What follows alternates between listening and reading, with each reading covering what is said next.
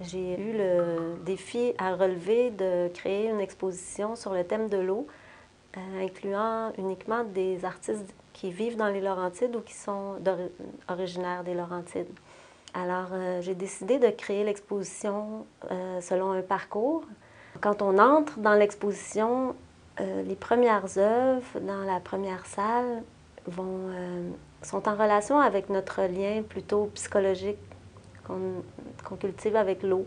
Alors, les œuvres parlent de mélancolie, de la difficulté de vivre, puis aussi de la folie d'être. Quand on entre dans la deuxième salle, on va avoir des œuvres qui vont plutôt être en lien avec l'intervention humaine sur l'eau.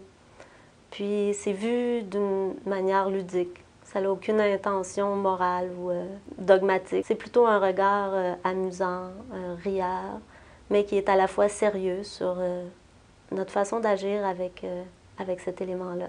J'ai une autre partie de l'exposition qui fait la suite, qui s'appelle Salé poivré. Parce que, évidemment, quand on parle de l'eau, on pense tout de suite à la nourriture. Ce sont des œuvres qui parlent de notre relation avec l'eau d'une façon plus alimentaire. Pour la suite de l'exposition, c'est tout le côté imaginaire, poétique, rêveur, de le bien-être que peut nous apporter l'eau, nos rêves de voyage, de vacances ou simplement d'état d'être. Mon projet que j'expose, en fait, c'est un tremplin, une sorte de structure murale en porte-à-faux. Donc, c'est une pièce assez simple, assez banale, en fait, en soi, qui était, disons, inspirée par des structures qu'on retrouve à peu près partout dans les régions, dont banlieue, qui est un tremplin, carrément un tremplin de piscine. Donc, dans mon cas, je voulais donc, travailler en lien évidemment avec la thématique de l'eau, mais disons un travail qui est plus personnel, plus intime, disons, que l'eau comme étendue, comme espace, comme lieu, là, plus disons, la structure, ce qui amène l'eau en fait à meubler un peu nos cours. Je voulais imaginer un peu le fait que l'espace de galerie était la piscine. Donc, les gens étaient à l'intérieur de l'eau, en fait, et non comme observateurs de l'eau. Donc, c'est un peu pour ça que j'ai fait une structure qui plonge vers les gens. Et du même coup, les gens peuvent tourner alentour, passer en dessous. Donc, la voir au niveau de son aspect de 3 dimensions. Évidemment, le matériau du bois était disons, allait de soi en concevant la pièce. Donc, évidemment, le bois qui réfère aussi aux terrasses, aux decks, qu'on retrouve encore là dans les aménagements d'arrière-cour des résidences. L'œuvre a été réalisée dans le cadre d'une résidence à Vaste-et-Vague, en Gaspésie. Durant cette résidence, j'ai réalisé une multitude de micro-organismes en gravure. Alors, j'en ai fait plus d'une centaine, traditionnellement réalisés vraiment avec des plaques de cuivre. Et l'idée, c'était de sortir la gravure du cadre. Habituellement, une gravure, on est habitué de voir une gravure sur le mur encadré. Alors, je voulais allier l'art actuel et l'estampe ou la gravure contemporaine. Et la thématique de l'eau m'a beaucoup inspirée, étant en Gaspésie. J'ai travaillé l'importance des micro-organismes qu'on retrouve dans la mer, dans tous les lacs, et l'importance de cet écosystème-là qui est souvent oublié. Et le fait des avoir gravés, des avoir dessinés en multitude, pour moi, c'était un geste répétitif qui créait de l'importance à ces micro-organismes qui, on ne les connaît pas tous. Alors, j'en ai inventé, je me suis inspirée de vrais micro-organismes. Et ils vont être suspendus. Vous allez pouvoir vivre un peu le mouvement de la vague, le mouvement de l'eau. Et les micro-organismes vont être suspendus dans l'espace, comme par exemple, comme ils sont en réalité, les micro-organismes sont dans l'eau. Alors, ils vont être comme dans l'espace, comme s'ils se retrouveraient dans l'eau, et ils vont danser un peu avec votre mouvement, vous, le spectateur, quand vous allez vous approcher de l'installation. Alors, c'est un peu ça l'idée de mon travail pour l'exposition H2O. Ça s'intitule Dispersion. Alors, c'est vraiment une dispersion dans l'espace. Alors, cette-ci, sur le rivage, ça m'est venu, finalement, c'est le rivage du lac Ontario. C'est qu'il y avait, bon, des branches mortes et puis délavées par le temps, la nature. Je trouvais que ça m'apportait beaucoup de calme, être assis devant ce rivage.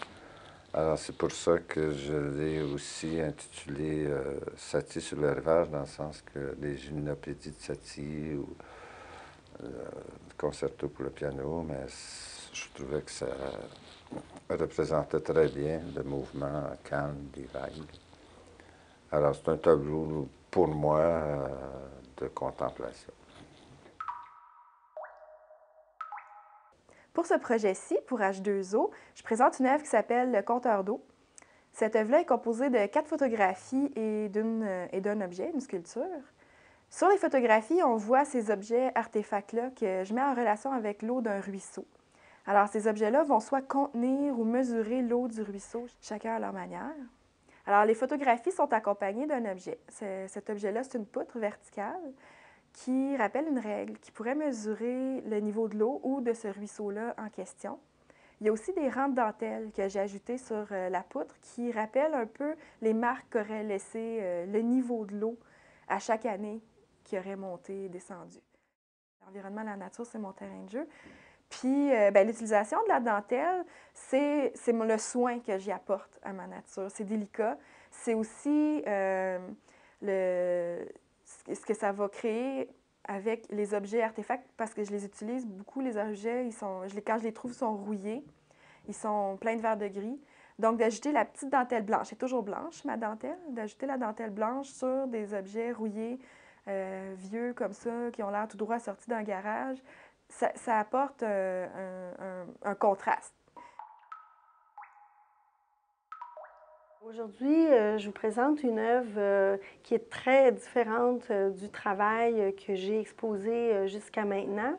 Je dirais que c'est une œuvre qui est inspirée beaucoup d'un projet que j'ai réalisé aux Îles-de-la-Madeleine en 2006, où j'ai expérimenté un peu la sensation, si on veut, en apparence, de marcher sur l'eau.